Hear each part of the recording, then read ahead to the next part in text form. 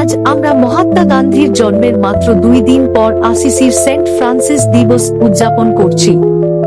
দুজন ভিন্ন ব্যক্তি, একটি শক্তিশালী বার্তা, সত্যিকারের শিষ্যত্ব মানে সরল জীবনযাপন করা, সৃষ্টির যত্ন নেওয়া এবং লোভের চেয়ে ন্যায় বিচার বেছে নেওয়া। সেন্ট ফ্রান্সিস পৃথিবীকে প্রত্যাখ্যান করে নয়, বরং গভীরভাবে ভালোবাসার মাধ্যমে স্বাধীনতা খুঁজে পেয়েছিলেন। প্রতিটি প্রাণী তার ভাই ছিল, প্রতিটি উপাদান তার বোন ছিল। গান্ধী এই জ্ঞানের প্রতিধ্বনি করেছিলেন, পৃথিবীতে সকলের প্রয়োজন মেটানোর জন্য যথেষ্ট আছে, কিন্তু সকলের লোভের জন্য নয়।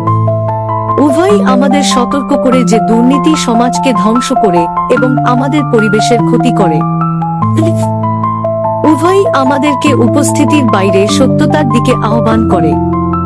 এই সপ্তাহে সরলতা বেছে নিন, অপচয় ছাড়াই খান, আপনার যা প্রয়োজন তা কিনুন, যা অতিরিক্ত তা ভাগ করে নিন।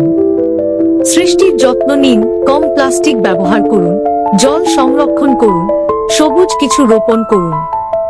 ন্যায় বিচারের পক্ষে দাঁড়ান, অসততা প্রত্যাখ্যান করুন, ন্যায্য মূল্য দিন, দুর্বলদের রক্ষা করুন। যেমন সেন্ট ফ্রান্সিস প্রার্থনা করেছিলেন, ভগিনী জল, ভাই আগুন এবং ভগিনী পৃথিবীর মাধ্যমে প্রশংসিত হন। হে প্রভু, আমাদের দৈনন্দিন পছন্দগুলি খ্রিস্টের প্রেমের সাক্ষী হোক এবং আরও ন্যায়সঙ্গত বিশ্ব গড়ে তুলুক।